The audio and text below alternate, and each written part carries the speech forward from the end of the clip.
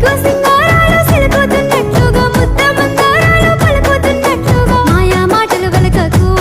పిల్లగా మా అన్నలుస్తున్నారు దోవల్లో సెలయేళ్ళు పారుతుంటే ఓ పిల్ల ఎదగుళ్ళు గుర్తుండే లోన